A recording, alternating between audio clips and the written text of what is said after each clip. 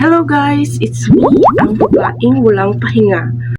So ngayon guys, pupunta ako ngayon ng SMC side to purchase or utang ako ng cellphone guys because I need to upgrade talaga para gamitin ko sa aking affiliate. So since marami akong nagastos, so I'll be using this one as pay later with the pay later limit extra. So baka mayroon kayong ganyan guys, you can check it out.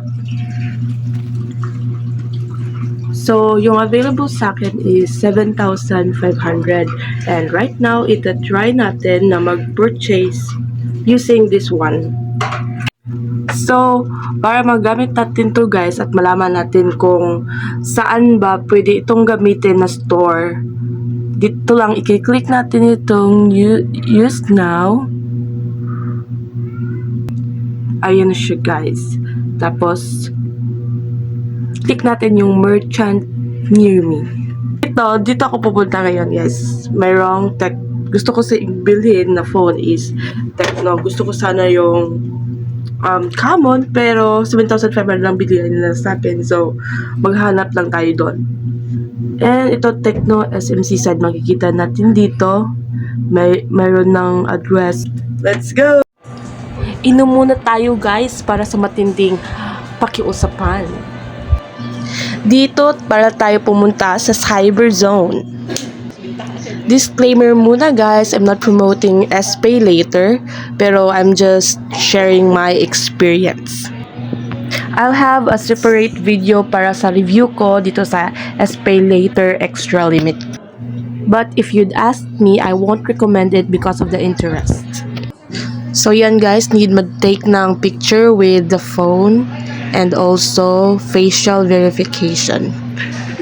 And after that, sila nang mag-aasikaso ng lahat. And ayan na yung phone na napili ko guys. Tecno Spark Slim. I'm happy guys, pero iniisip ko pa din yung mga babayaran ko afterwards. But okay, this is an investment naman. We purchased it from Ralph's pala, guys. Thank you, SPay later. Isa to? SPay later extra limit. So, yun na guys, naka-purchase na ako or nakautang na ako ng cellphone. Dinagdagan ko lang.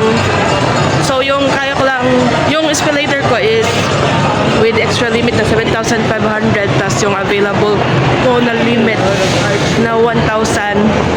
So, 8,400 lang. So, nag-add na lang ako ng cash na 1,500 para makuha ko itong unit. So, yun lang guys. If you have questions regarding this, feel free to comment or ask in the comment section below. And please subscribe.